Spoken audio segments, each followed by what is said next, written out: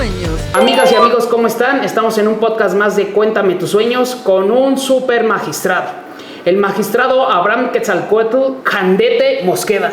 Magistrado, ¿cómo está? Pues muy bien, muchísimas gracias por la invitación, aquí estamos. Gracias por habernos recibido en sus oficinas. Y como platicábamos hace ratito, hay una gran historia sobre el apellido Jandete y sobre todo en el Estado de México. Y como es tradición en el podcast, pues que nos ayude a autopresentarse. ¿Quién es el magistrado?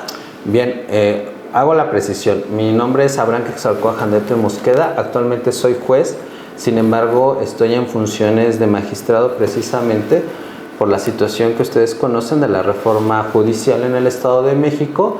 Y en este momento pues estoy cubriendo una magistratura. No es la primera vez, ya hace 2 años estuve en una sala colegiada en Toluca y el día de hoy pues estamos en funciones como magistrado en la sala unitaria familiar de Tlalnepantla. Y en efecto, pues es interesante cuando a veces me presento porque les llama la atención cuál es mi apellido. Mi apellido es Jandete o Jandet, algunos lo han pronunciado como Janden. Entonces, ¿cuál es el origen de mi apellido? Pues es interesante la historia que tengo en cuanto a mis antepasados. Pues debo señalarte que he hecho investigación con mis hermanos acerca de cuál es el origen genealógico del apellido. Se ha establecido pues que pudiera tener un origen francés, portugués, incluso alemán. Recuerdo cuando estuve cursando la maestría en la Universidad Nacional Autónoma de México en el posgrado, mi profesor Fix Fierro, incluso en el primer día de clase me preguntó que si yo tenía familiares alemanes porque él había cursado en una universidad en Berlín y justamente le llamó la atención porque el profesor que le había impartido clase se llamaba tenía el nombre de Abraham Handen, y cuando escuchó Abraham Quetzalcóatl Jandete Mosqueda, oye, ¿no será tu abuelo, no será tu tío familiar? Y yo simplemente le dije, no, yo lo único que sé es que probablemente el origen, por lo que he investigado, es de origen francés o portugués. ¿Qué es lo único que hemos investigado? ¿Qué es lo que sabemos? Es que este apellido de Jandete es muy conocido en la zona de ahora el AIFA, lo que es el Aeropuerto Internacional Felipe Ángeles. Lo que vendría siendo Tecámac, Zumpango, Nextlalpan, Apasco. Sin embargo, bueno, ¿qué tenemos de referencia? Recuerdo que hicimos una investigación mis hermanos y yo para conocer ese origen genealógico. Se advirtió un artículo que salió publicado en un medio de comunicación, no sé si lo pueda mencionar. No es un problema. Milenio. Ahí nos hacen referencia que a mediados de 1700 llegó un grupo de personas afrodescendientes en su calidad de esclavos a esa zona de Santa Lucía porque existía una hacienda que pertenecía a Tepozotlán y obviamente a lo que ahora conocemos como el Distrito Judicial de Cuautitlán, México. Entonces, ¿qué era lo que sucedía cuando se compraba este tipo de personas? Porque se hablaba de la esclavitud en esa época. Para diferenciarlos, les asentaban el apellido de quien los compraba. Se dice que llegaron aproximadamente como 700 personas a habitar en ese lugar para hacer labores de campo, de agricultura. Y justamente el apellido era Jandete. Hemos hecho la investigación, unos dicen que es francés, portugués o alemán. Pero realmente pues este apellido es raro, incluso al momento de que se hace su pronunciamiento hay unos que lo manejan como Jandete, Jandet, Handen. Y del lado de mi familia pues siempre lo hemos utilizado como Jandete. Mi papá también me comentaba que cuando estaba en la universidad le decían Jandete y así lo conocen sus compañeros en la universidad, Jandet, Jandet, Jandet. Y es un apellido pues raro y dentro también de la familia pues hemos conocido en la investigación pues que hemos tenido la fortuna de que mis familiares o mis parientes también jugaron o han jugado papeles importantes dentro de pues, la vida pública del Estado de México, han sido pioneros. Son parte de la historia en el Parte Estado. de la historia, porque te comento, en época de Juárez hubo una reforma que le llamaban las leyes de reforma, donde Juárez estableció la división entre la Iglesia y el Estado. y se crearon unas leyes que le llamaban las desamortizaciones. ¿Por qué? Porque el clero o la iglesia concentraba una gran cantidad de tierras y también de atribuciones que eran propias y que ahora nosotros las tenemos como parte del Estado, del gobierno. Simplemente, una de ellas era que ustedes saben que los antecedentes del registro civil pues, los vamos a encontrar en los registros parroquiales. ¿Esto qué significa? Los padres, sacerdotes, monjas llevaban el registro de nacimientos, de matrimonios, de defunciones. Juárez hace esa división y esas atribuciones pasan al Estado, y de ahí que se crea lo que ahora conocemos como el registro civil. Y dentro de esas funciones pues se buscaba personas que tuvieran un cierto grado de preparación para emprender esa tarea que ya se las quitaban a los sacerdotes, a las monjas, a los conventos, en este caso estas instituciones eclesiásticas. Y justamente tenemos registros de que en el municipio de Tecámac, en un pueblo que se llama San Pablo Tecalco, que es un pueblo originario, pues ahí se busca una persona que sea una persona que tenga cierta preparación, ser escribano, porque en esa época pues era muy complicado que alguien supiera leer o escribir. Y justamente a un pariente mío lejano, de nombre Santiago Jandete Hernández, es al que lo eligen. ¿Por qué? Porque era una persona que se le conocía dentro del grupo originario, porque era de origen indígena, se le conocía como el huehue. ¿Qué significa el huehue? Huehue significa el viejo, el fuego viejo, y ellos, el fuego pues va a significar de alguna manera el que el calor pues te llama, te junta, hace que estés en familia, que estés en un hogar. Y el huehue, esa figura, era una figura que significaba ser un consejero, alguien que te podía guiar en la comunidad. Entonces se decide que mi abuelo, porque sabía en esa época leer, escribir y ser reconocido en la comunidad como ese consejero, se le da la tarea de comenzar a hacer esos registros en el municipio de Tecámac. ¿Cuál era su función? Registrar los nacimientos, registrar las bodas o las defunciones. Y además tenía otra función, que era el de ir a pedir a las muchachas, a las jóvenes que estaban en edad de casarse. Él era el que iba a solicitar el permiso para contraer nupcias. Y obviamente llevaba el registro pues, de quién se casaba. Y esta función pues de alguna manera fue muy reconocida en el pueblo donde yo soy originario, porque mucha gente pues realmente todavía porta el apellido Jandete y tienen muy presente a esa persona que para nosotros pues de alguna manera es parte de la historia, como lo acabas de mencionar, que en su momento pues de alguna manera dio al apellido Jandete pues ese realce, esa función. Y también pues comentarte que en agradecimiento a ello, al gobierno de Juárez se decide entregar propiedades, y el pueblo, que es San Pablo Tecalco, se decide dividirlo entre las 4 familias que eran las que eran reconocidas por sus labores dentro de la comunidad. Y una de esas... Por un tema ético y moral. Moral, y como un agradecimiento, porque realmente, en este caso, mi pariente lejano no recibía una remuneración. Entonces, en agradecimiento se le otorga al pueblo, se divide en 4 fracciones para esas 4 familias, y le toca a la familia Jandete.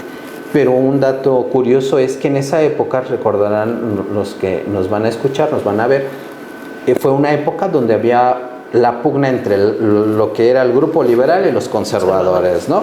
Entonces el grupo liberal trataba de establecer sus propias reglas, y una forma de combatir ideológicamente a los conservadores, era que ellos trataban de innovar, y una de esas formas de innovar es que, si ustedes recuerdan, México se escribía con J, y en la época de Juárez se decide, para contravenir las reglas de la Real Academia de la Lengua o de España, el usar la X. Y algo similar pasó, porque, reitero, mi apellido se escribe con J, Jandete, y en esa época se decide cambiar la J por la X y se pronunciaba Jandete.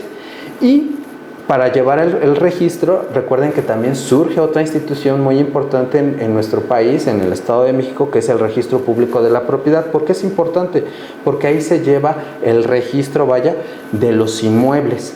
Entonces, se decide cuando se le entregan estas propiedades a este familiar, a este pariente lejano, el asentar en los libros del registro público los terrenos con el apellido Jandete y utilizan la X. Entonces, de ahí ustedes pueden, si gustan a alguien interesado en continuar investigando esto, pueden ir al Registro Público de la Propiedad, hoy denominado IFREM o Instituto de la Función Registral de Otumba, donde pueden pedir libros de 1860 a 1910, 1920, donde van a encontrar registros de ese apellido, pero para denominar o identificar a inmuebles. Entonces, como ven, el apellido Jandete tiene una historia, todavía estamos investigando, saber cuál es su origen. Sin embargo, creo que los que lo hemos portado, pues hemos estado o hemos sido parte de la historia. Y también me considero porque, ¿quién soy yo? Una persona que mis padres me dieron la oportunidad de estudiar.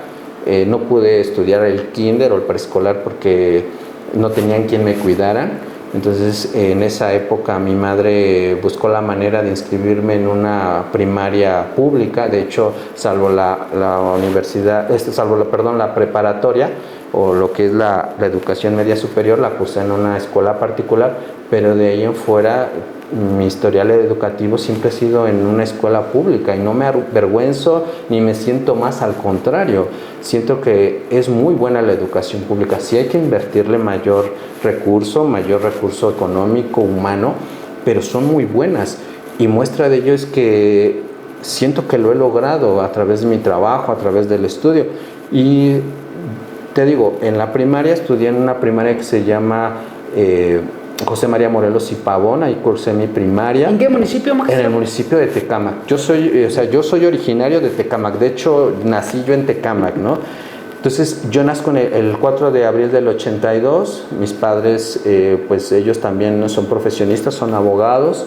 Mi abuelo Maurilio, el padre de mi papá, o el abuelo paterno, era clachiquero, significa que era una persona de campo, se dedicaba a la agricultura y a la fabricación de pulque. Fue muy difícil la historia de mi padre porque no lo dejaba, a pesar de que teníamos ese antecedente de una persona brillante como Santiago Jandete Hernández. Mi abuelo era, en esa época, pues no quería que mi papá estudiara. Y mi padre me cuenta que tenía que ir a raspar lo que es para obtener el aguamiel y el pulque a las 3 de la mañana para que él pudiera irse a la secundaria. Mi padre hasta los 6 años conoció tener zapatos porque eran muy pobres. Finalmente mi padre llega del municipio de Tecámac, estaba la secundaria, de donde él es originario, que es el pueblo que les he mencionado, San Pablo Tecalco. Estamos hablando de 5 a 10 kilómetros. Diariamente él tenía que caminar esa distancia, ida y regreso. Posteriormente me comenta que fue muy difícil cuando termina su secundaria y viaja a la Ciudad de México, porque hace su examen para entrar en este caso a la prepa de UNAM, que es la prepa 9, que es Pedro de Alba, que está ahí en Insurgentes. Y él me platica que pues también muy difícil el hecho de que mi abuelo no lo apoyaba mucho. Mi abuela paterna, era una persona que era una mujer que se dedicaba a lavar, planchar, cuidar a los hijos. Las labores de la casa. Las labores de la casa. Que estuviera ahí. Entonces mi padre me contaba que él pasaba un autobús, salía a las 9 de la noche, a las 11, 12 lo dejaba el autobús y tenía que caminar 5 kilómetros. Y me platicaba, no había luz, no había caminos, a veces me agarraba la lluvia. Y finalmente pues él lo logró porque entra a la universidad, entra a la carrera de Derecho, cursa su universidad. En su tiempo mi padre pues obtiene el grado de licenciado en Derecho, trabaja en el Ministerio Público en Ciudad de México en la época de los 80 y le toca vivir el temblor del 85. Para él, fue algo que lo marcó al grado de que él renunció. ¿Y por qué? Porque porque prácticamente el edificio de la Procuraduría, ahora Fiscalía de la Ciudad de México, se derrumbó y fallecieron prácticamente la mayoría de sus compañeros, salvo una. Entonces a mi papá le quedó ese impacto y él decidió en su momento pues ya no continuar, dedicarse a ser abogado postulante y sobre todo especializado en materia penal, que hasta la fecha de repente ya él se dedica pues más que nada a estar en el hogar con mi mamá. Mi mamá también es profesionista, también mi mamá viene de un sector pues complicado. Mi mamá fue la única que pudo estudiar de una familia de 6 o 7 hermanos. Mi abuelo era albañil, mi abuelo materno era albañil, después contratista en obras, participó en obras como en este caso la edificación de Tlatelolco, la Villa Olímpica con estos Juegos Olímpicos del 68. Mi abuelo fue uno de los que participó en este caso en la elaboración junto con personal en esa época de cómo diseñar toda esa villa para recibir a los atletas que iban a participar en los Juegos Olímpicos. Y pues mi madre también se la vive difícil. Ella estuvo viviendo entre el Estado de México y Ciudad de México. Por temporadas vivía en lo que era la colonia Moctezuma, en la colonia Balbuena. En ocasiones vivían en la zona de Nezahualcóyotl, entre los límites entre el Estado de México y la ciudad. Y también me cuenta que pues, vivió épocas complicadas, porque era una época donde pues a la mujer se les decía que simplemente tenías que estar en el hogar, no era bien visto, y más mi abuelo como era muy rigorista con ella. Le decía que si a la primera que reprobara o que saliera embarazada, hasta ahí terminaba. Y mi madre pues me cuenta que también, al igual que mi papá, caminaban grandes distancias para ir a la secundaria. Mi mamá estudió en la prepa 5, también de la UNAM, y me decía que era muy complicado porque en esa época no existían las comunicaciones como ahora. Entonces ella me comenta que se levantaba a las 3, 4 de la mañana porque tenía que viajar hasta cerca del Estadio Azteca para poder ingresar a las 7 de la mañana. Ella me comenta que pues dada la situación de casa, pues ella se dedicaba también a trabajar y posteriormente entran a la universidad. Es cuando se conocen, fueron mucho tiempo amigos, me comentan mis padres, hasta que un día, por azares del destino, los dos van a investigar cuáles son los requisitos para poderse titular, y es cuando se vuelven a encontrar y comenzaron una relación. Y me comentan que pues prácticamente dicen, no sabemos qué pasó. Un día jugando teníamos un padrino en común que era abogado, nos llevaron a Ecatepec, fuimos a revisar los acuerdos en los juzgados de esa época en Ecatepec Centro, y jugando un 14 de febrero, este padrino que le decía, les dicen, ¿se quieren casar, muchachos? Y jugando les dices, pues sí. Y yo conozco al del registro civil. Y pensaron que era un juego porque no les pidieron documentos. Entonces finalmente les dijo a la persona, miren, ahorita vamos a hacer todo, pero mañana quiero sus actas de nacimiento de sus papás para que podamos acompañarlo al apéndice. ¿Qué es un apéndice? Pues el apéndice son en donde vamos a colocar esos documentos que luego nos piden para hacer un registro de nacimiento, un registro de matrimonio, con los notarios cuando hacemos alguna escritura pública para un inmueble, lo que es su valor, su antecedente. Entonces resulta que jugando se casa. Obviamente pues mi abuelo es originario de Guanajuato, un poco mayor de tradición, pues echó el grito en el cielo cuando se enteró que jugando se habían casado mis padres. Esta sí es una historia de amor en el contexto de la licenciatura de la Derecho. Licenciatura, y finalmente mi padre pues comienza a trabajar en la Procuraduría, hoy Fiscalía de la Ciudad de México, y deciden al poco tiempo, como a los 6 meses, casarse. Y es cuando se deciden mi padre llevar a vivir a mi mamá a ese pueblo, en este caso a San Pablo Tecalco, y se establecen en el municipio de Tecámac. Y pues de hecho mis padres son conocidos en ese lugar. Mi madre ha participado activamente en algunas administraciones municipales como asesora jurídica. Ha estado, pues en un tiempo estuvo muy activa en cuestiones de la administración pública municipal. Mi padre pues se ha dedicado un poco más al litigio, aunque recientemente, estamos hablando de unos 20 años para acá, se han dedicado al 100% a un despacho familiar, donde están mis hermanas, que también son abogadas.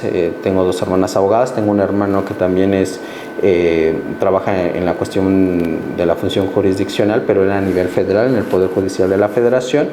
Él es secretario proyectista en un tribunal colegiado en materia administrativa. Y pues también él ha estado pues también forjándose su camino. Creo que hemos tratado y nos han enseñado nuestros padres que el estudio, el trabajo, el esfuerzo lo tenemos que eso es parte del ser humano, es parte de cualquier persona. Y aquí yo siempre les he dicho que el límite en el Poder Judicial, en la carrera judicial, es uno mismo. Yo ingresé en 2008 sin conocer a nadie. Magistrado, dígame. Un paréntesis.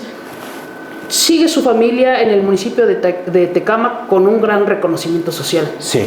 Y platicando un poquito de usted, para llegar a esta etapa, para que usted, como nos comentaba, ocupar un espacio de magistrado, lo más fácil y lo más complicado, lo que le genera más orgullo y la dificultad con la que tuvo que hacer frente para poder llegar a este espacio. Pues mira, ha sido muy complicado, no es sencillo una carrera judicial, implica a veces sacrificios de toda índole.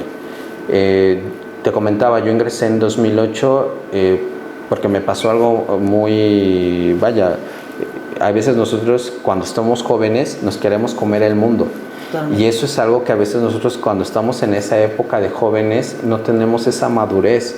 A veces se nos presentan diversas oportunidades y las desaprovechamos. ¿Qué pasó conmigo? Yo cuando estaba a punto de terminar la carrera de licenciado en Derecho, yo soy egresado de la Facultad de Estudios Superiores de Aragón, pues nosotros debemos de cumplir con ciertos requisitos para obtener el grado. Uno de ellos es liberar nuestro servicio social. Entonces, siempre tenía esa disyuntiva, ¿a dónde lo voy a hacer? Sabía que mis padres pues, se dedicaban a materia civil, familiar, laboral, penal, pero yo no quería eso. Entonces, ¿qué pasó? Un día me invita un compañero y me comenta que se están solicitando plazas para servidores sociales o prácticas profesionales en el Tribunal Federal de Justicia Fiscal y Administrativa, actualmente Tribunal Federal de Justicia y Administrativa, ¿no? Y voy y nos quedamos. Este compañero y yo nos quedamos que éramos compañeros en la universidad, amigos, nos vamos y nos admiten. Surge la posibilidad de una plaza, pero el magistrado, mi titular, me propone que en 6 meses me tengo que titular. Si no, me voy. Entonces dije, bueno, vamos a tomar el reto. Comienzo a hacer todos mis trámites, pero hay un trámite que se hace en la universidad que es la investigación de tu historial académico. Y resulta que por ese trámite no me da tiempo de titularme dentro de los 6 meses. Yo necesitaba que me fijaran una fecha antes de julio de ese año, que había hecho todo mi trámite, pero no. Resulta que cuando me presento en ventanilla en la universidad, el personal me refiere, ¿sabes qué? No es posible, tu fecha va a ser para septiembre. Pues yo pensé sinceramente que en un momento dado pues el magistrado lo iba a entender. Ya me presento con él, le digo, señor magistrado, mire, pues pasó esta situación, pero aquí tengo ya mi fecha de examen profesional. Y me dice, no, yo te di 6 meses y tú debes de aprender, Abraham, que en materia judicial los plazos se respetan. Y por lo tanto, te vas. Yo en ese momento pues sentí que el mundo se me venía encima porque dije, oye, hice el esfuerzo y demás. ¿Qué sucedió después de ahí? Pues me entró como enojo, molestia y ya no me titulé. Abandoné mi fecha y decidí yo buscar suerte en algunos despachos o corporativos de Ciudad de México en materia administrativa, en materia fiscal. Y yo egresé a los 21 años y prácticamente yo cumplí los 21 años en abril y yo salí en junio de ese año. Me dediqué a ser abogado postulante en materia civil. Bueno, realmente yo era pasante y me di cuenta que necesitaba titularme, pero fui haciendo decidí. Pasó el tiempo y mi hermano también optó por la misma carrera. Y yo, sorpresa, que mi hermano se titula primero que yo. Y obviamente en casa comienza, como yo soy el mayor, comienza la presión de la mamá, del papá, de los familiares. Oye, ¿cómo es posible que tu hermano se ha graduado y tú no puedes? Entonces ahí me entra como que el orgullo y digo, pues lo voy a hacer. Y en efecto, busqué a otra profesora, cambié mi tema de investigación y en 3 meses mi hermano se titula en abril del 2007 y yo me titulo en septiembre de ese mismo año. Ese mismo año, nosotros, mi hermano y yo, junto con mis padres, decidimos emprender el despacho familiar y comenzamos a llevar los asuntos. Y un día que fue el último día de labores para el Poder Judicial, en el mes de diciembre del 2007, fijaron en uno de los juzgados la convocatoria para ser notificador judicial. ¿Qué es el notificador judicial? Actualmente le conocemos actuario judicial. Van a ser aquel funcionario con fe pública que es la persona que los va a ir a notificar cuando los demandan, cuando los requieren de un pago, un embargo, etc.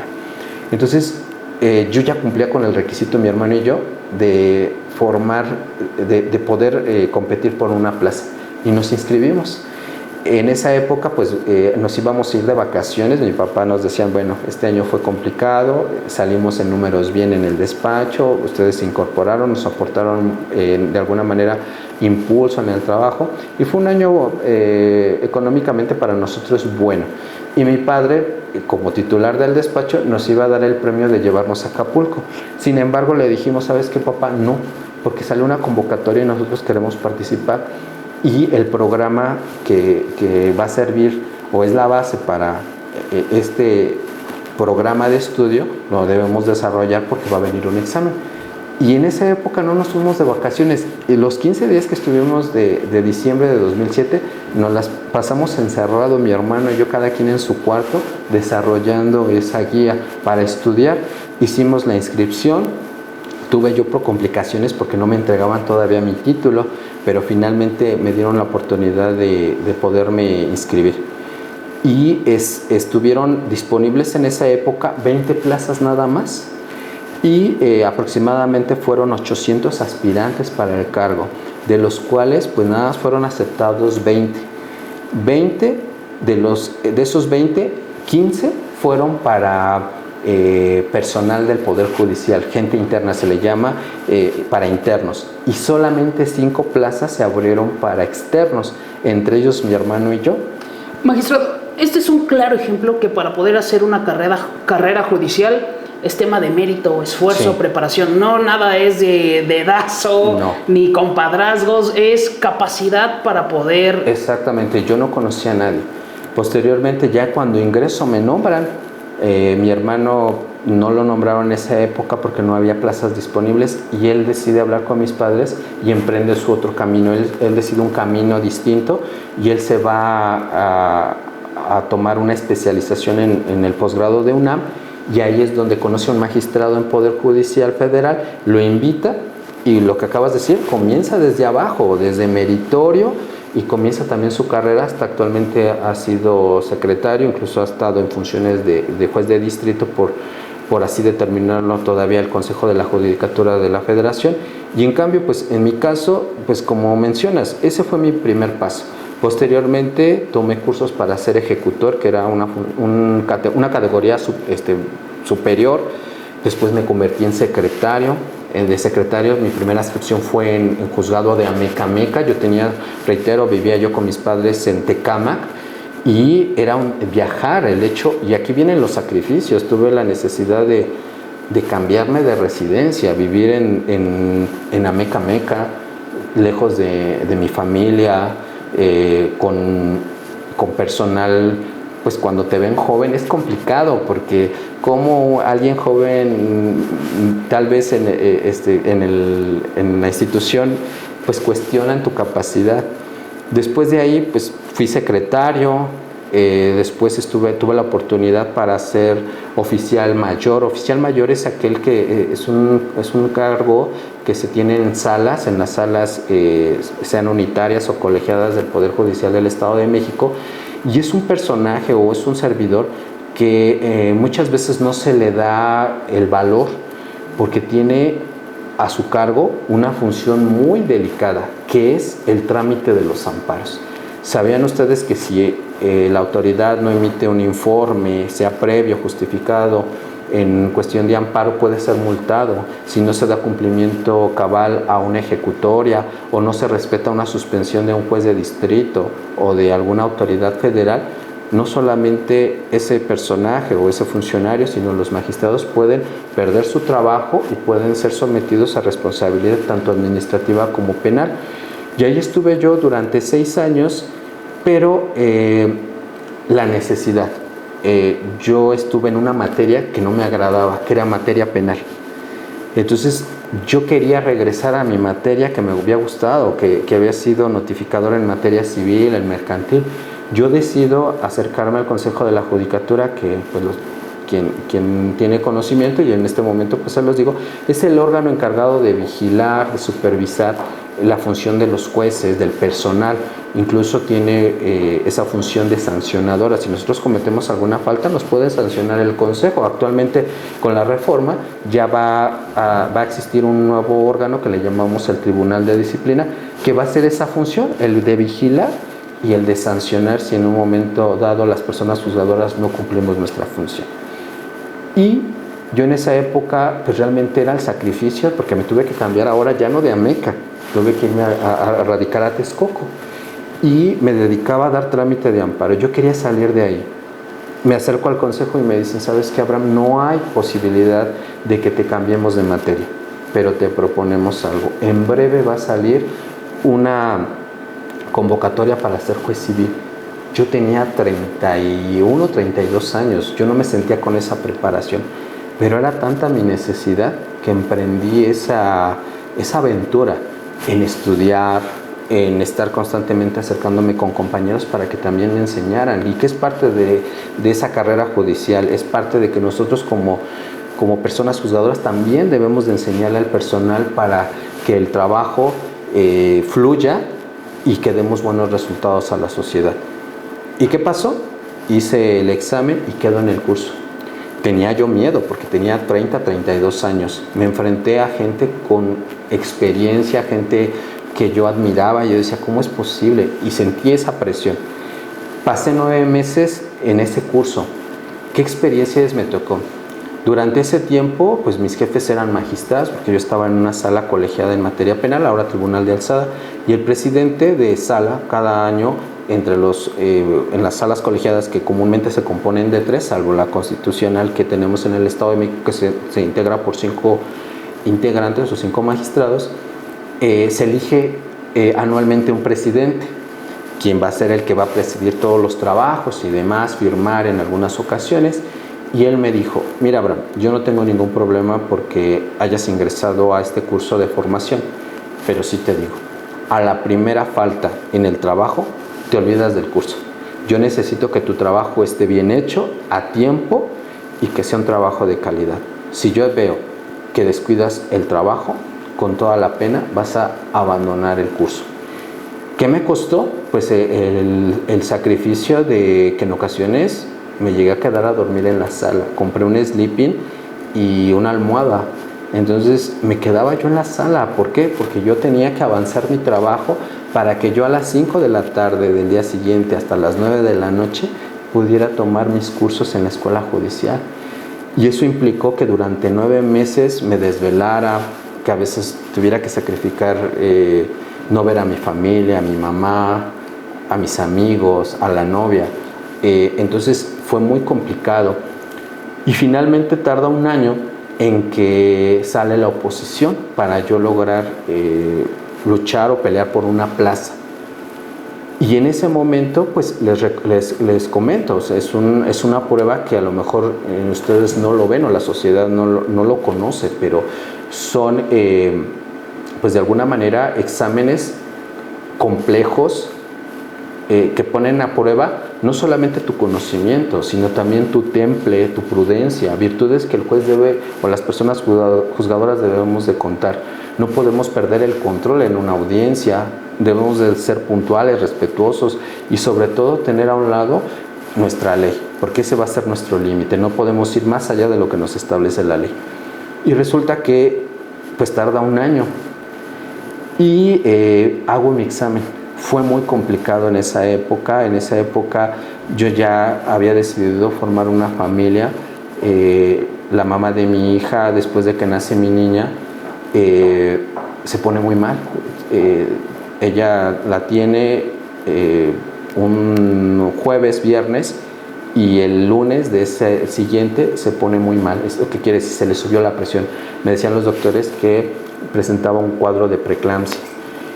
Fue un tiempo muy complicado. ¿Por qué? Porque yo tenía el examen, tenía que estudiar. Tenía muchísima presión. Tenía o debía de cuidar a mi compañera porque tenía que hacer guardia, de esperarme a las 10 de la noche, a las 3, 4 de la mañana para que me dieran informes, regresar a mi casa para cuidar a mi hija junto con mis familiares, ir a trabajar. Y estaba yo tomando una especialidad. O sea, yo sentía que era una presión que no iba a poder. Finalmente, como pude, lo logré. Pasé el primer examen, el escrito. En el segundo no se diga, en donde es una simulación de hacer sentencias. Se nos pone casos prácticos. El primer examen es un examen que le llamamos escrito. La mayoría de las veces es un examen de 120 reactivos donde te van a preguntar prácticamente de tus materias civil, familiar, mercantil, derechos humanos, amparo. Son de gran exigencia y son muy concretos. El hecho de que tú no obtengas los aciertos y prácticamente el margen es mínimo, porque puedes cerrar prácticamente en 20 reactivos para que puedas aprobar, porque debe de saber la gente que si tú no obtienes un promedio de 8, descalificado, ya no puedes continuar a la siguiente etapa. Es una eliminación. Nada de otra oportunidad. No hay otra oportunidad. Aquí es una situación en donde estás sujeto a mucha presión. Pasas el primer examen, tienes la posibilidad de continuar al segundo. Y en ese segundo examen, pues me toca redactar sentencias. Te dan el caso concreto y lo tienes que decidir. Obviamente te van a calificar. Y finalmente vino para mí algo que me costó mucho. Como recordarán, yo les he mencionado que mi necesidad de cambiar de materia era porque yo ya no quería estar en materia penal por la presión de los amparos. Entonces, yo ya había estado mucho tiempo alejado, sobre todo de la cuestión familiar. Y una de las simulaciones es llevar una audiencia familiar. Yo las conocía pues porque los compañeros había visto videograbaciones, había tenido interacción con secretarios, con jueces, pero realmente yo llevar una audiencia, pues no había tenido esa experiencia. Podía llevarte una audiencia penal porque era lo que yo analizaba cuando a veces tenía que también proyectar en la sala. Proyectar significa auxiliar a los magistrados para presentar un proyecto de resolución y ellos te lo aprueban o te lo desaprueban o te hacen las revisiones que ellos consideren. Entonces, para mí fue muy complicado y creí en ese momento que tal vez no iba a pasarlo, o sea, me dio mucho miedo. Sin embargo, lo logré. Logro pasar mis exámenes con calificación aprobatoria y nos presentamos a una entrevista. Entonces, en esa entrevista recuerdo que se presenta con el consejo y el presidente del tribunal y del consejo de la judicatura pues platica contigo. Quiere saber tu perfil, por qué eres juez, por qué decidiste serlo. Y a mí simplemente me preguntó, recuerdo el magistrado Baruch, Abraham, ¿por qué quieres ser juez? Y yo sinceramente le dije, porque yo quería cambiarme de materia. ¿Cómo? Sí, yo era secretario y vine al consejo pidiendo un cambio de materia. Yo quería estar en materia civil y familiar o algo relacionado mercantil, pero uno de los consejeros me mencionó que no había condiciones y que la única forma para que yo pudiera salir de la sala era hacer un examen para juez.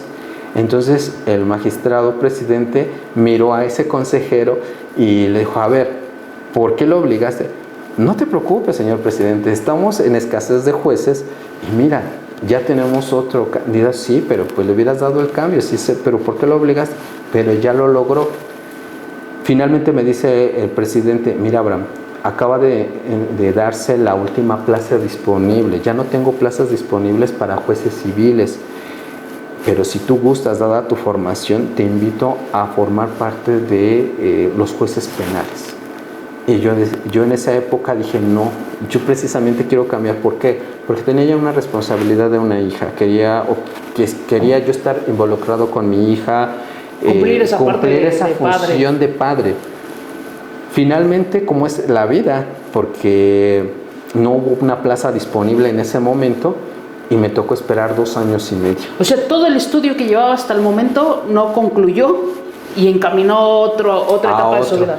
Y finalmente pues ya me dieron, un día cuando pensé que ya no iba a llegar ese momento, me hablaron y me dijeron, te vas como juez civil a Meca Meca. En esa época pues no tenía yo un vehículo precisamente porque pues yo todo lo destinaba para mi hija, o sea, el gastos de la casa, mi compañera me ayudaba, era muy complicado. Sin embargo, bueno, dije, el esfuerzo valió la pena. Me nombran y posteriormente pues ahí estuve como año 8 meses en Ameca Meca. Posteriormente me cambian a Texcoco. En el Texcoco, en juzgado de cuantía menor, estuve muy poco tiempo, como 2 o 3 meses, porque se decide extinguirse el juzgado y cuando se extingue el juzgado me mandan a una materia que les vuelvo a reiterar, para mí era una materia desconocida, que era lo familiar, y ustedes a veces no saben hacia dónde nos va a marcar la línea, en este caso pues la vida, porque al final y al cabo aunque me resistí, estoy en materia familiar y ya me gusta o me agrada. Ya a veces pero para estar aquí otra vez es capacitación, exámenes. ¿Qué pasó? Cuando estamos en cuantía menor, existen jueces que se dice que son de primera instancia, porque es una primera instancia o una primera etapa donde los justiciables buscan una resolución emitida por alguna persona juzgadora, pero dentro de esos jueces existen categorías. En este caso se habla que es de cuantía menor porque la ley nos va a marcar un límite de cuánto es la cantidad o el negocio, el valor del negocio. La ley nos va a marcar hasta qué límite jueces van a conocer de cuantía menor y jueces de primera instancia o de cuantía mayor. Esta figura de los jueces de cuantía menor ya está por desaparecer.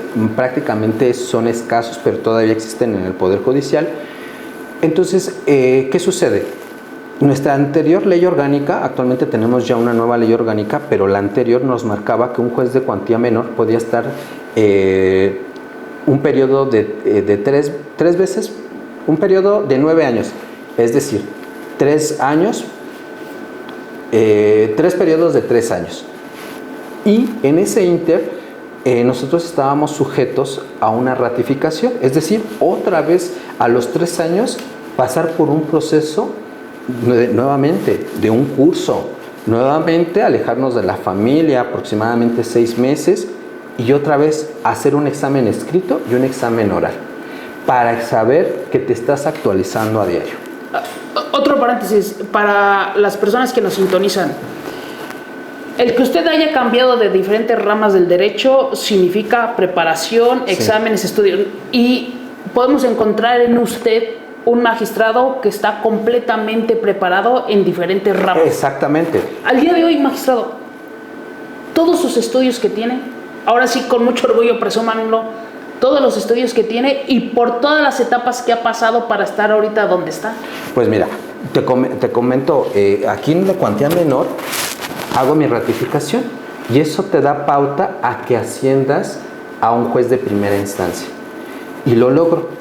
Y comienza mi aventura ya en primera instancia, le llamamos jueces por comisión. ¿Qué sucede esto? Cuando algún juez o alguna jueza se enferma o pide alguna licencia, queda vacante ese espacio. Entonces a los que vamos ascendiendo nos dan la oportunidad del consejo para ir haciendo esa carrera. A mí, como dicen, irse coachando. Exactamente, irte fogueando, irte preparando. Y yo llego a Texcoco por un tiempo. Posteriormente me cambian a Nezahualcóyotl, donde me toca vivir esta situación de la pandemia, que la gente aparentemente no lo veía, pero nosotros como jueces familiares seguíamos trabajando desde casa. Íbamos al juzgado a entregar billetes de depósito. ¿Qué son los billetes de depósito? Cuando el juez, ya sea en una determinación que le llamamos provisional o en una sentencia o en un convenio, en este último las partes así lo deciden, establecen un monto de la pensión pueden depositarlo a través de un billete que se compra en Bansef y ahora Banco del Bienestar por una determinada cantidad. Y ese dinero, ese billete lo cambian y es dinero. Pero ese trámite nosotros lo hacíamos y teníamos que ir. Yo en ese estuve 2 años y después me cambian a la zona de Naucalpan, en el séptimo familiar. Un lugar, una plaza que cambió o ha cambiado mi vida y te voy a explicar por qué. En primer lugar, me dio pauta a conocer asuntos más complejos.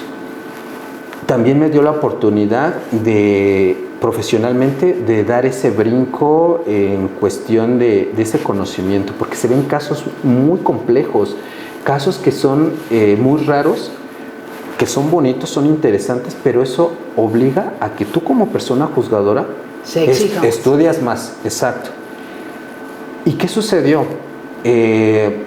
Han de saber que nos escuchan o nos ven que en la sala, cuando llega una resolución apelada o que se va a revisar y que van a revisar los magistrados que son nuestros superiores, en este caso pues yo estoy en funciones, ahora me toca hacer esa función que a mí que yo veo, ¿no? De revisar a los compañeros. Te califican y te ponen exigencias, tu redacción, tu congruencia. Son temas que los abogados saben perfectamente qué es una congruencia, qué es una exhaustividad, qué es, en este caso, el dar respuesta en una sentencia, porque tenemos diversos principios de congruencia, de exhaustividad que deben de tener las sentencias. Y una de las funciones de los magistrados es esa calificación. Afortunadamente, comienzo en Naucalpan a tener buenas evaluaciones, buenas calificaciones, y me da la pauta que hace 2 años, y en verdad para mí fue una satisfacción y no me lo esperaba. El último día nosotros contamos con 2 periodos vacacionales, porque la gente también es algo importante que deben de saber. Nosotros trabajamos prácticamente todo el año, a pesar de que ellos ven que a las 3:30 cerramos, porque nuestro horario es de 8:30 a 3:30, nosotros seguimos trabajando. A veces nos llevamos trabajo a casa, a veces los fines de semana, y los compañeros también siguen trabajando. Sin ellos no podemos dar los resultados. Yo he dicho que las personas juzgadoras también tenemos éxito gracias a los compañeros. Ellos son los que están no atrás, están con nosotros. Es un grupo que nos ayuda a dar resultados a la sociedad. Y recuerdo que en 2023, justo el último día del primer periodo vacacional, que es en julio, y el otro periodo es en diciembre, me habla el Consejo de la Judicatura y me dice: Abraham, por acuerdo del Consejo, muchas felicidades, te acabamos de comisionar en funciones de magistrado en la sala colegiada de Toluca. Para mí fue una satisfacción. El reconocimiento de mucho esfuerzo. Porque vuelvo a repetir, yo no conozco a nadie, no tengo familiares, me he forjado a base de mis cursos, de mis estudios, y constantemente nos estamos capacitando. Tenemos la exigencia por parte del Consejo de la Judicatura que cada 3 meses nos llega a nuestro correo una solicitud de que debemos de cargar a una plataforma. Nosotros tenemos una cuenta que le llamamos intranet, que es como nuestro espacio personal, cuestiones administrativas, y ahí te piden que justifiques qué hiciste en ese trimestre. Entonces nosotros no podemos parar, debemos de tomar capacitación sobre derechos humanos, sobre grupos vulnerables, perspectiva de género.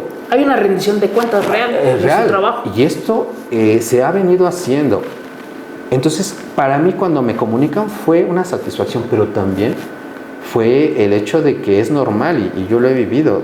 Todos tenemos miedo, pero el miedo lo tienes que encaminar hacia buscar esa salida, ese éxito. Yo me sentí emocionado, pero también me sentí con mucha presión. Un gran compromiso. Porque tenía un compromiso. Llego y la verdad, estar en sala te da un panorama general. Yo lo que aproveché fue disipar las dudas que yo tenía como juez. El decir, a ver, en este caso, ¿cómo se resolverá estos asuntos? Entonces, como te llegan las determinaciones de muchos jueces, es un abanico de muchos criterios, pero a su vez estás con la oportunidad de compartir sala con otros 2 magistrados o magistradas que también te comparten y entras en debate. Entonces, ¿Qué haces? Tú debes de presentar determinados días en la semana, comúnmente los martes y los jueves, tus proyectos que te turnan. Y los tienes que debatir, los tienes que defender. Y en ocasiones también te vas a enfrentar que no están de acuerdo tus compañeros o tus compañeras. Y tienes que volverlo a retornar, o hay votación dividida por mayoría y te dice un compañero o una compañera: yo voy a emitir mi voto particular porque no estoy de acuerdo. Pero todo eso te va enriqueciendo. Me decían, te vas una semana y media. Dije, bueno, una gran experiencia. Pero después me fui dando cuenta que se empezó a ampliar mis plazos y ya no fue esa semana y media, sino fue un mes y medio. Pero ese mes y medio lo disfruté porque aprendí muchas cosas, disipé dudas y me retroalimenté para nuevamente regresar a mi función de juez de primera instancia. Y estuve un rato ahí. Posteriormente, como les he mencionado, en este caso, pues es la constante de estar estudiando. Y también deben de conocer quienes nos escuchan, y los abogados sobre todo, que saben que va a haber un Código Nacional. Ya estamos en vías de implementar un Código Nacional de Procedimientos Civiles y Familiares. ¿Qué objeto tiene? Tratar de homologar a nivel república cómo se llevan los procedimientos civiles familiares. Es decir, alguien que lleve un asunto en Quintana Roo debe de ser el procedimiento similar en Ciudad de México, en Hidalgo, en Estado de México. Porque han de saber quienes nos escuchan o quienes nos ven que cada entidad tiene su código. Entonces era muy complicado. Para su perspectiva, ese es un gran avance. Es un gran avance.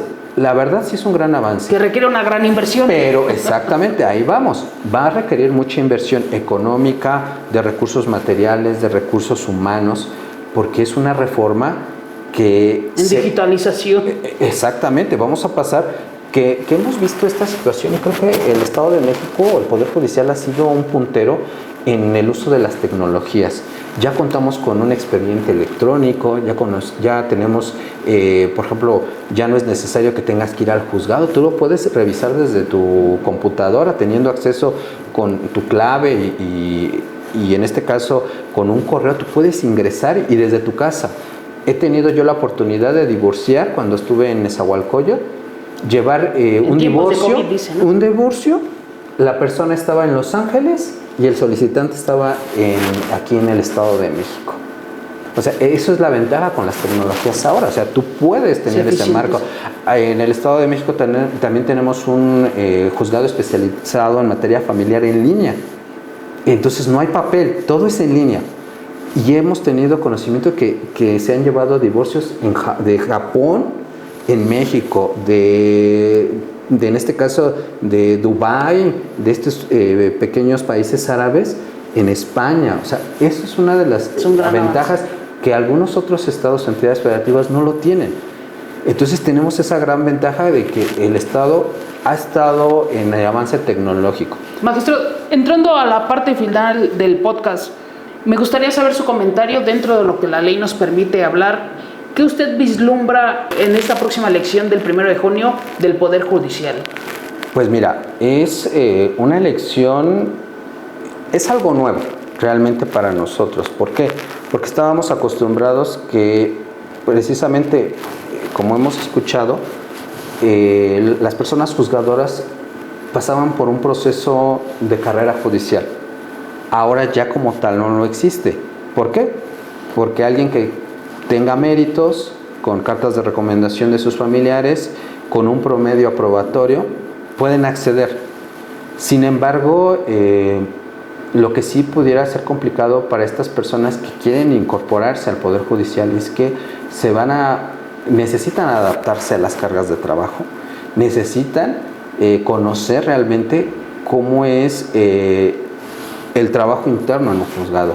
También es importante señalar que algo que yo he aprendido en la institución es que debemos de trabajar en equipo.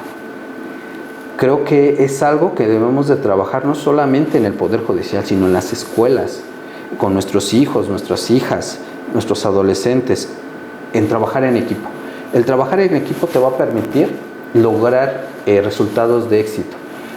A estos personajes o estas personas interesadas probablemente van a tener esa capacidad, no lo dudo, por algo pasaron o van a pasar esos filtros. Sin embargo, van a conocer que el estar aquí implica exigencia de tiempo, exigencia de trabajo y exigencia intelectual. Es decir, que cada día no puedes dejar de estudiar. Cada día te tienes que... Y otro ejemplo que yo he visto en varias pláticas que hemos tenido con colegas suyos, también saber administrar carencias, porque no entran en un ambiente donde todo tienen al alcance de sus manos. Hay muchísimas deficiencias administrativas que ustedes tienen que suplir con creatividad. Con creatividad. ¿Qué es lo que nos sucede? Ahora que estoy aquí como magistrado, bueno, rápidamente para cómo culmina, ¿cuál es la carrera o el cargo máximo? Ser magistrado. El ser magistrado es el máximo nivel o el máxima categoría que tú puedes alcanzar. Y en efecto, desde que estás como juez o secretario, juez y magistrado, te vas a enfrentar a esas carencias económicas de personal. Y en efecto, debes de contar con esa capacidad de ingenio de cómo vamos a utilizar esos recursos, a veces limitados, para dar resultados. ¿Qué sucede conmigo? Yo lo que hago es enseñarles. Me cuesta al principio porque tienes que invertirle tiempo y esfuerzo. Sin embargo, ya una vez que tu personal ya agarró ritmo, entiende, comprende y sabe qué es lo que tú necesitas, estás del otro lado. ¿En qué sentido? En que ellos ya saben cómo vas a trabajar. Ellos ya van conociendo. Hay ocasiones en que, por ejemplo, ¿cómo podemos los recursos? Pues tratar de limitar, por ejemplo, el uso de papel. ¿Sabes qué? Ya no lo quiero que me lo mandes impreso. Mejor ese material lo vamos a utilizar para cuando hagamos las sentencias impresas, para ya firmarlas, para agregarlas al expediente. Mándamelos a mi correo.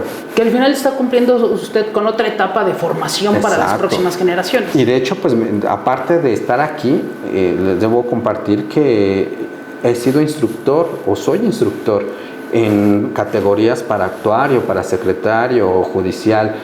Formé parte del Código Nacional. Se creó un grupo que le llamamos un comité y se eligieron a 12 jueces o juezas en el Estado de México y tuve la fortuna.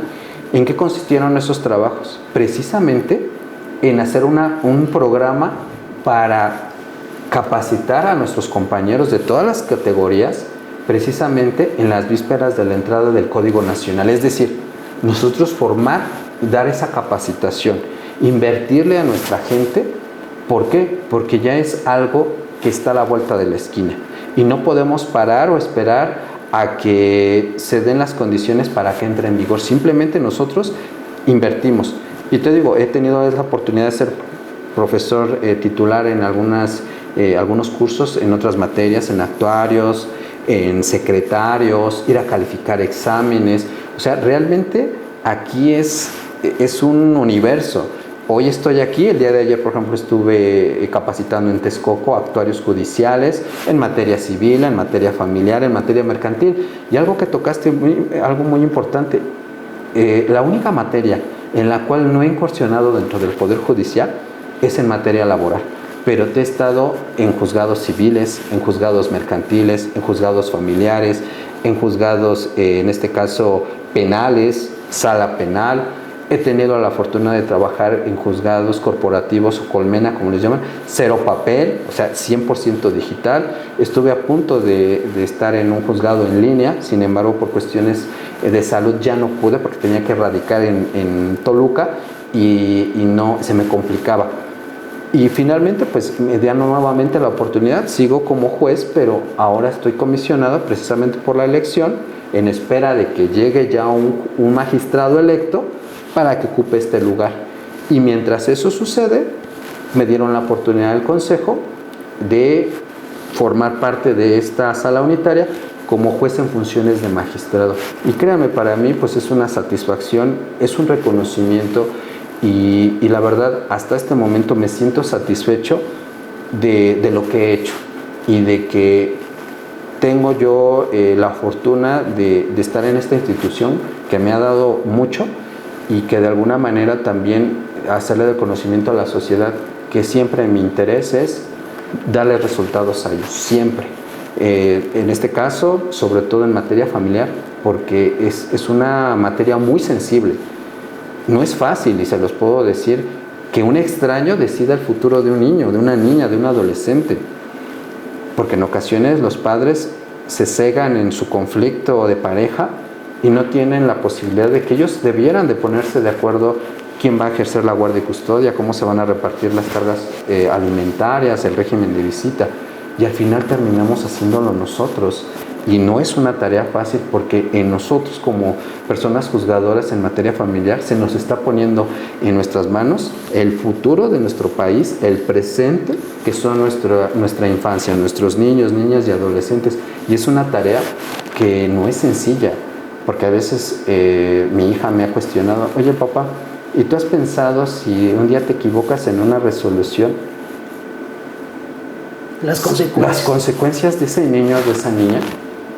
Y eso es lo que a veces me reflexiona, y siempre en estas determinaciones lo que buscamos es el mejor escenario para un niño. No nos interesa si es mamá o papá, lo único que nos interesa es que le den ese papá o esa mamá el mejor escenario, las mejores condiciones ante la ruptura de la pareja o de la familia, para que ese niño continúe su educación, su desarrollo psicoemocional, y siempre haciéndoles hincapié a ambos progenitores que las dos figuras son importantes, la figura paterna y la figura materna, y que a pesar de que ellos no se puedan llevar bien, de que no puedan vivir en común, siempre hay algo que los va a unir, que son sus hijos, y que siempre esa situación va a implicar que mientras ellos no alcancen la mayoría de edad, siempre deben de celebrar consensos, y que deben de entender que no siempre el Poder Judicial o los jueces o las juezas van a estar ahí, porque en ocasiones ellos lo pueden decidir sin necesidad. De ahí pues que ha surgido otros mecanismos como el Centro de Mediación, de Conciliación y de Justicia Restaurativa, en donde las partes ya ni sin necesidad de abrir un juicio, como quieran llevar una controversia, pueden celebrar un convenio, un acuerdo, y es lo más sano. Y hay veces nosotros también como jueces buscamos esa manera de que ellos lleguen a un consenso, que sean ellos los que establezcan las reglas. Y les he dicho que el convenio no es otra cosa que un plan de vida, en donde ellos van a decidir cuáles van a ser las condiciones, no para ellos, sino para sus hijos, porque al final la respuesta va a ser de ellos. Si ellos entregan buenos resultados con sus hijos, que estudien, que tengan un buen trabajo, es también aportarle a la sociedad un buen resultado. Entonces eso es lo que nosotros realmente, como en mi caso como juzgador, esa es mi visión que tenemos realmente. Magistrado, en lo personal, por todo lo que nos ha platicado, la historia de su vida, la historia que usted ha transitado para poder estar donde está, me gustaría poderlo seguir viendo en esta etapa que se va a renovar el Poder Judicial. Y ya para finalizar, ¿algún gusto personal? ¿Qué música, qué serie, qué libros para los jóvenes que están tratando de incursionar en el Poder Judicial les podría recomendar? Y pues ya despedir el podcast. Claro que sí. Pues miren, en ocasiones a mí me gusta leer sobre todo cuestiones relativas a la historia. Me gusta mucho. ¿Qué pasatiempo tengo cuando tengo esos espacios? Visitar museos, el conocer la historia, el buscar textos. De hecho, en la escuela judicial, y yo los invito a esos jóvenes que se den a la tarea, recordarles que el Poder Judicial está cumpliendo 200 años de su creación. Se crea entre 1824 y 1825. Y vean cómo son los tiempos y con esta reforma, ¿no? Yo los invito para que conozcan estas obras acerca de la historia, de archivos muy interesantes sobre casos de que se han tramitado, se han resuelto en el Poder Judicial. Hay un caso muy bueno de una sucesión en donde está inmiscuido, en este caso, una persona originaria, una persona indígena, en contra de la madrastra, y la pugna por la entrega de unos bienes. Y es uno de los temas muy interesantes, y sobre todo van a encontrar ese tipo de obras, de expedientes antiguos que se han tramitado y que de alguna manera tienen gran relevancia. También comparto rápidamente que incluso el Poder Judicial cuenta con archivos que están resguardados como en cápsulas del tiempo, y eso se los dejo de tarea para que lo investiguen. ¿Qué otra cosa me gusta? Me gusta el fútbol, me gusta el básquetbol, practico a veces deporte con mi hija, sobre todo porque le llama la atención. También algo que me gusta es coleccionar monedas, coleccionar libros antiguos. Luego cuando puedo voy a buscar en algunos lugares como en la colonia Roma o cerca de la universidad algún libro que me llame la atención. Eso me gusta mucho. Y pues en cuanto a música, pues me gusta de todo. De hecho, mi hija pues tiene 10 años, está en la época de que le gusta mucho la música pop, la música K-pop. Ya su influencia es la que marca su hija. Me marca, exacto. Y también a veces me gusta ir al cine, al teatro, cuando tengo la oportunidad. Y algunas que otras plataformas, pues acostumbro por lo menos una o dos veces a veces por semana a ver alguna película como de carácter histórico.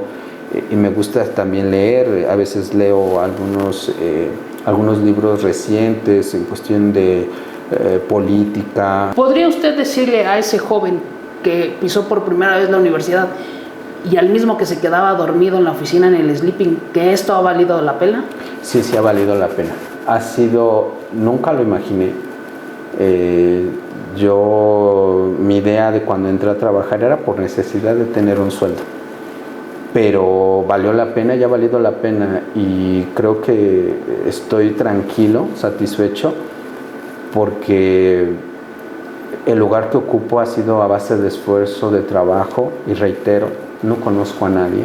Y siempre cuando estoy enfrente de los compañeros que imparto clases, también me gusta mucho impartir clases, he tenido la oportunidad de impartir en la UNAM, en escuelas particulares. Siempre les digo a los compañeros, a los jóvenes, a los estudiantes, que ellos son el límite de lo que ellos quieran llegar en la institución, y yo lo he vivido. Y les he dicho, si quieres ser actuario y te quieres quedar en esa categoría, pero que seas el mejor.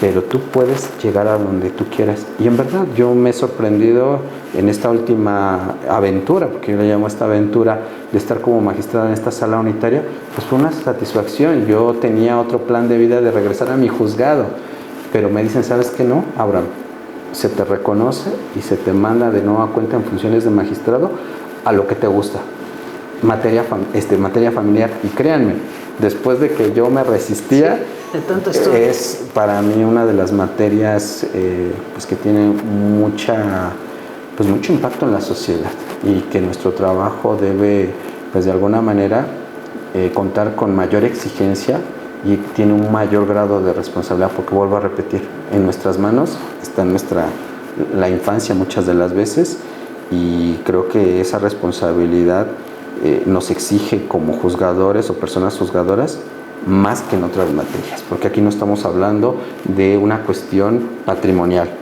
una casa, un vehículo, algo económico, un pago. Aquí estamos hablando de nuestros hijos, de nuestras hijas, de nuestros niños, niñas y adolescentes, y que si no los cuidamos, pues entonces no vamos a tener buenos resultados, tanto en una familia como en una sociedad. Estamos hablando del futuro de México. Un presente y un futuro. Ellos son el presente y el futuro, porque los tenemos aquí. Si los forjamos, pero también algo que se nos ha olvidado, y que lo he visto, que a veces olvidamos de dónde venimos. No sabemos ni siquiera, y yo cuando platico con niños les pregunto, ¿cómo se llaman tus abuelos?